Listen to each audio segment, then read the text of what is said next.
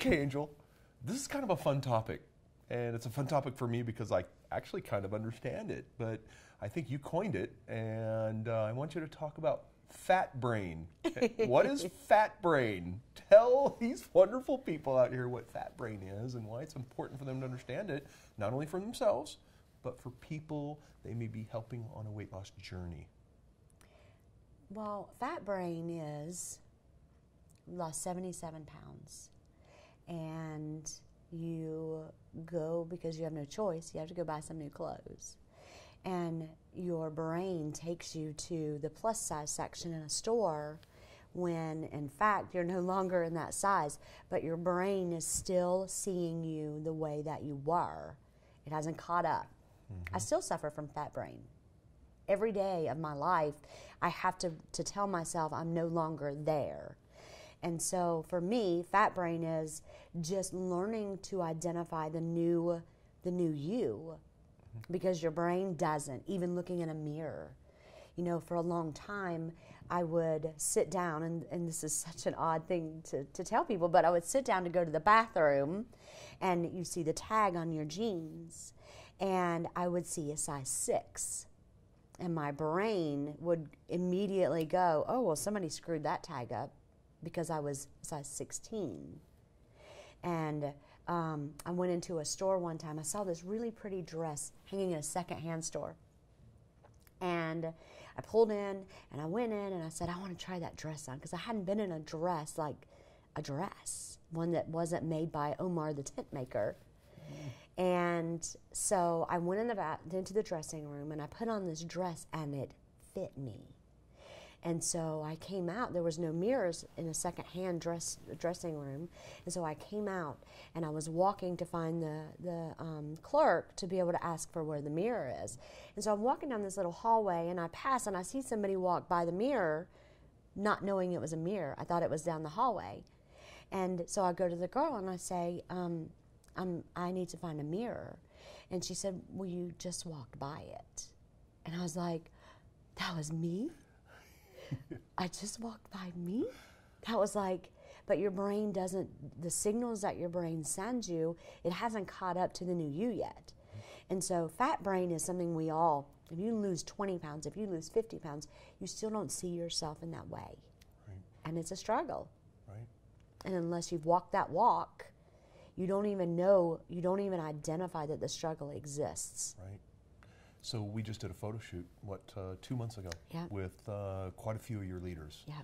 And the fat brain thing really came to light for me during that shoot, because all of these people were on their journey still. Nobody was at the end of their journey, but so many of them have had such massive results. And one in particular had lost well over 100 pounds. And she still had this fat brain thing going on when it came to dressing herself. And the stylist actually had to go shopping with her to show her that, listen, this is the size you need to be in, because you are not flattering yourself with these big, flowy, tinty things that you're wearing. And it really came to light to me, and many of them were suffering from that fat brain syndrome. Where else does fat brain pop up, though? I mean, everywhere. Yeah, give me a few more examples of where fat brain pops up. Is it maybe food choices, or I don't know. It's everything. It's everything. It's because you walk through life being fat. So your mind is programmed that everything you see, when you walk into a room and you immediately kind of pull back and you want to hide in the edges of the room. You don't walk in and own your position in that room and shine. You still tend to do that. All of that stuff is a learning process. It's going to a restaurant and not wanting to be in the center of the room, wanting to shove yourself in a booth. I do it every day. Right. Every time Ryan and I walk into a restaurant, I'm like, I'll get a booth. Because it's exposing yourself.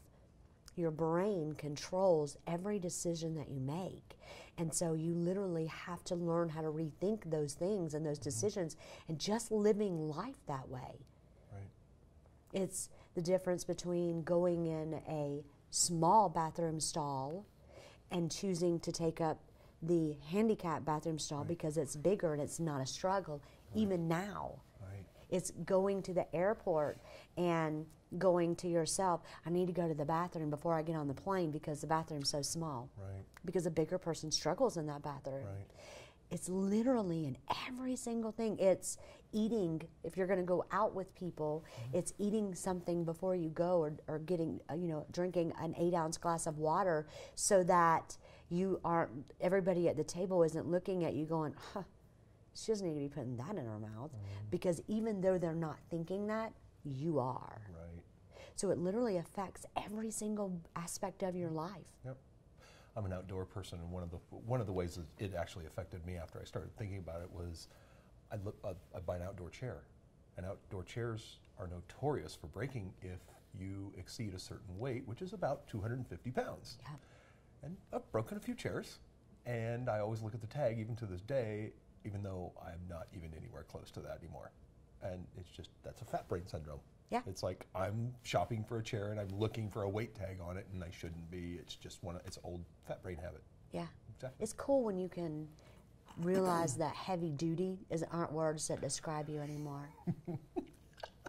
It really is. Yeah. It's also, I can remember my very first time that I went to get on an airplane. I had needed a seatbelt extender for so long that I was in like a size 10, and whenever I asked for a seatbelt extender, she looked at me like I was crazy. And then the look on her face, I kind of went, oh, I don't need that anymore. You can keep it, thanks. Yeah, I no longer need that. And so that identification process of, I no longer need that. There are now department stores that separate the store by big plus size and not plus size. And even to this day, 230 pounds later, when I walk in, typically the plus side is on the left.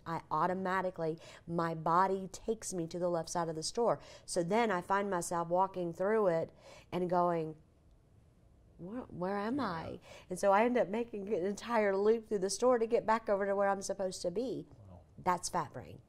So what can you share with this audience that will help them identify fat brain problems, or where they may still be, having some incorrect thinking that we could help them with? I love to watch people step into their confidence as they lose weight. And that's a process. And so I think that the number one thing that we could tell people to do is own your new you. The more times that you own it, the easier the process becomes. And so anytime you do something, mentally prepare yourself. Before I walk into a room, I have a little coaching thing. It's like I'm on a football field and the coach has got me in the locker room and he's psyching me up. I'm psyching me up. And so I will walk through what I'm going to do in that room before I ever walk in. When I'm on the way to the airport, I'm psyching myself up. The one thing that you have to remember is no matter what we tell ourselves, we're going to believe it. And so the more times that we say, oh, I am beautiful. Oh, I am smaller. Oh, I am confident. I got a new me. The more times that we say that to ourselves, the faster we learn to believe it.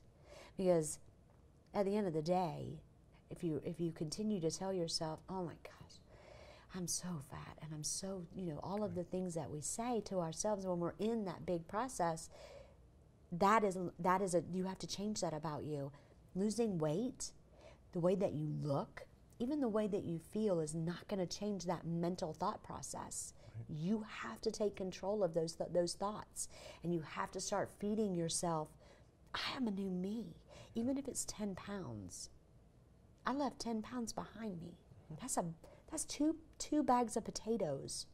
Right. If you need to reinforce what that is, go to the grocery store and grab 2 sacks of potatoes and walk around it for 15 minutes. If you need to reinforce how far you've come, yeah. I have people that will say, I've only lost a pound in a week. And I'm like, okay, that's 4 sticks of butter. Go tape 4 sticks of butter to your gut and go walk around the grocery store. A pound is a pound. Own that. Be proud of that. Yep. Because the more times that you can do that, the less fat brain you'll have. Love it. I love it. Okay, folks, fat brain. If you suffer from it, pay attention. She's teaching what to do if you've got fat brain. All right, interesting, and I loved it. Thanks.